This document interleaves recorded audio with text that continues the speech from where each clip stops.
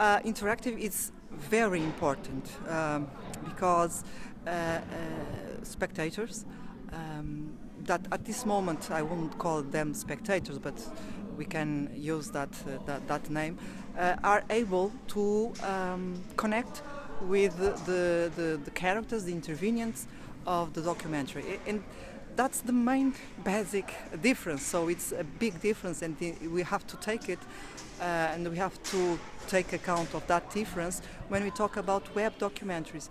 But for me the question is why there are so many web documentaries and not so many web fictions. For me it's the main question, because I thought about that question for some time, and I believe that there are a lot of web documentaries because traditional documentary, the documentary made in linear format, has always been fragmentary in their narrative.